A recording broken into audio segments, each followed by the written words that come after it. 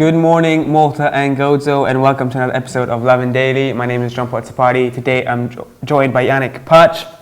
These are your 5 headlines for today. Finance Minister says Malta has delivered on money laundering reform ahead of crucial greylisting vote this week. RAMLA Bay fireworks display has caused massive fire, and environmentally ERA is currently investigating it. The son of an Estonian drug lord has revealed Malta's connection in a new revelatory autobiography. A man has been arrested over vandalism of 8 cars and 9 shop windows in MELLIEHA, and residents have launched a petition opposing a 65-unit apartment complex near countryside in Leah outskirts. And also, we've got a very exciting episode today because we're going to be ending with the premiere of Alexandra Alden's latest song, Helium. Helium is an invitation from Alden to look into the ramblings and ideas that float in her very creative mind. And obviously, if you like the song, once you listen to it, you can check it out on her Facebook and YouTube pages. So, on to our story. Finance Minister Clyde Caruana has insisted that Malta has done enough to avoid greylisting by the Financial Action Task Force ahead of a crucial vote that will decide Malta's fate this week. Speaking during paper scan on 1TV yesterday, Caruana said that Malta had exhausted itself in trying to deliver on reforms in key areas of its anti-money laundering framework. He said that Malta had made a lot of sacrifices in addressing concerns raised by Moneyval after it failed its first assessment some 3 years ago. Conceding that more work needs to be done, especially when it comes to the private sector, Caruana said Malta deserves to avoid being put on the grey list. A vote on whether or not this will happen will take place on Wednesday at the FATF plenary session. The vote has been the center of political discussions in recent days after it was revealed that the US, the UK and Germany have all pushed for Malta to be put on this grey list. Caruana, who last week was in Germany for talks with his counterpart, had said that should Malta not avoid grey listing, this would have been down essentially to political agendas. Yeah, I mean, grey listing wouldn't be the best thing for the Maltese people at this time, especially when the economy is trying to recover from a pandemic. So, if everything Caruana said is true, then hopefully, fingers crossed, we don't get grey-listed. But if we do, it is another blow that the country... Yeah, it's not looking good, but... Not looking good. Fingers crossed for now. But 23rd June, Wednesday, we will find out. Moving on to our second story, now concerning a RAMLA Bay fireworks display, which I'm sure we've all saw over the weekend, which caused a massive fire in an environmentally protected area. I'm sure if you were on social media this weekend, you would have seen videos of this fireworks display setting this hillside ablaze in the middle of the night.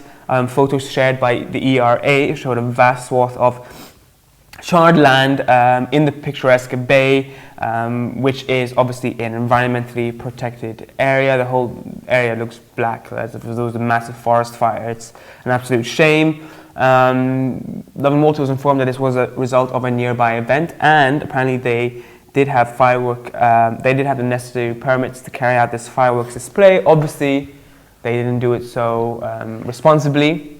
And the ERA is noticeably investigating in this incident, assessing the extent of the considerable ecological damage to RAMLA Bay, which from first impressions seems to be quite big. It also begs the question as to how the police decide whether to give a permit or not. So in this case, if there was a permit, did something very unusual happen, or could this have been foreseen and maybe the permit not issued to begin with? We'll see. Hopefully these things stop happening, because we had another fire just I think a week ago in Antofia. Similarly, someone was just marriage proposal gone wrong that resulted in a protected site. An over-the-top marriage proposal. Let's put it that way. So one hopes we might be able to get to a stage where we can celebrate without actually destroying the natural environment. On to our next story. Malta has gotten a mention in the autobiography penned by the son of an Estonian drug lord. Rainier Helin, the son of Tumas Helin, who Estonian police consider to be the leader of a major crime group in the country, spent much of his youth living on different Mediterranean islands, including Malta. His father was charged with various crimes, including the smuggling of a ton of cannabis from Africa to Europe. as well as the theft of 64 luxury cars worth around 4 billion euro, which was stolen from Germany and sold all across Europe. In his recently published book, The Drug Lord's Son, Helin describes his life in Malta. He describes arriving here, his first house he got, moving into the second house. He also describes a neighbor he had here while living in Malta, who he described as a hoodlum, known as El Killer, who owned a pit bull in his apartment in order to guard his drugs and his money. Helin describes asking the man for drugs and him happily obliging. It's an interesting account of in a sense, I guess, a lot of the places we all know of, but seen through the eyes of I guess, a foreigner living here in Malta. Yeah, foreigner involved in the underground, you know. Well, I mean, I don't know whether technically he is, or this is just his dad, but I mean, he definitely was aware of it, let's put it that way. But he describes his experience here as quite pleasant, you know. He describes the experience of coming out of the airport in the heat just hitting him, the limestone, you know, villages he saw everywhere, and the names changing village by village. In fact, Lovin Malta put a bit of an extract of his autobiography in our article, so you can take a look at that, and if it interests you further, you can obviously buy the book. Moving on to our fourth story now, concerning a Syrian man who is residing in St. Paul's Bay, being arrested over the vandalism of vehicles and retail outlets in MELLIEHA over the weekend.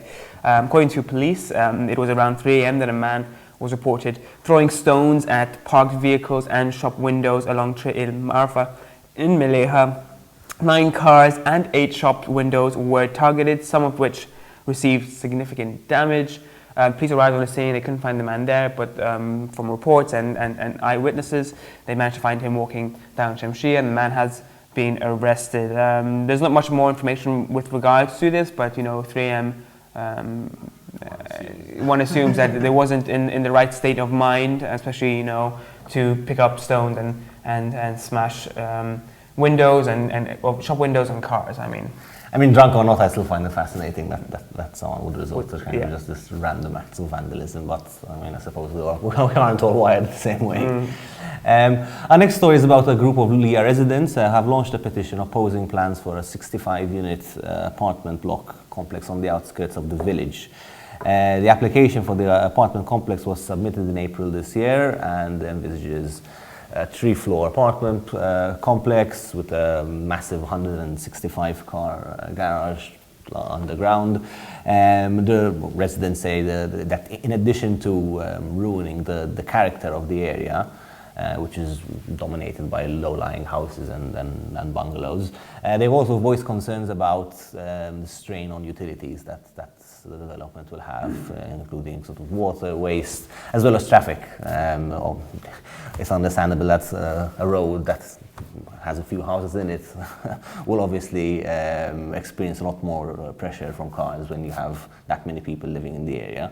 Interestingly, the permit is only possible following rezoning of the area. It seems that a part of the plot on which the complex is to be built was not in fact in the development zone. An application was submitted for this to change back in 2020, which was approved by the planning authority, despite concerns by the Environment and Resources Authority that essentially flagged the permit as not falling within the policy, and also warning that allowing such a complex to be built in effectively the countryside on the outskirts of the village will set a precedent for future developments going forward, and will also be of detriment to the natural environment in the area. Feels like something. It's like we have one of these stories every week. Every week, maybe more than one every week. In fact, in Marsa, residents, council members, and even Movement Graffiti showed up to protest an urban design contest, which they claim is being used to mask overdevelopment in the area and be used as a facade, really, to allow certain projects to be done in Marsa, which they claim will have similar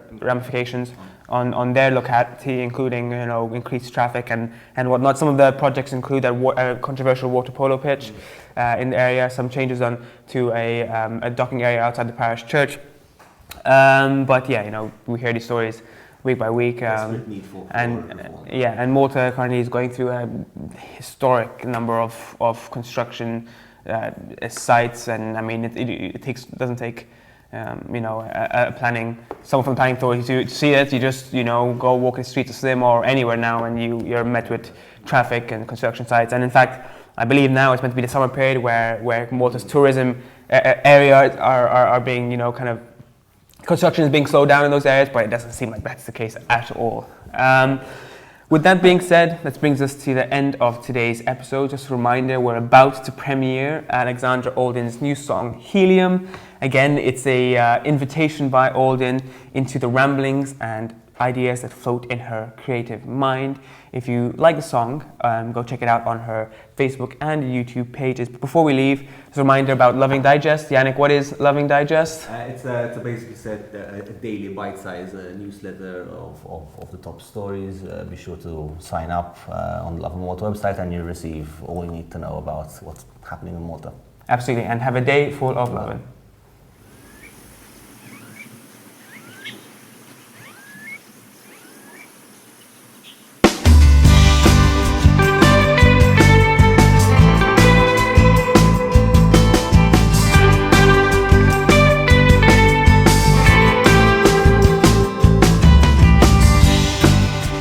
I don't know about you, but I feel like I'm having a crisis.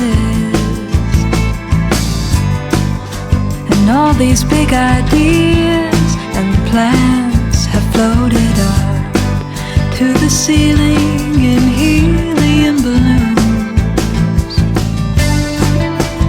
I don't know about you, but when I look outside, I see high rises.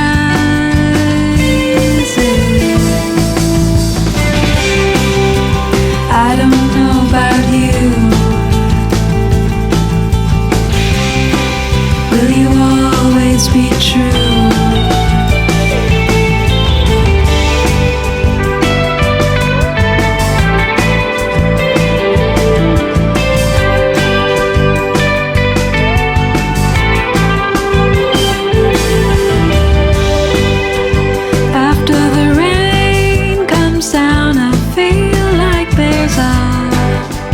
Clarity in the air, a space for me to fill up with all these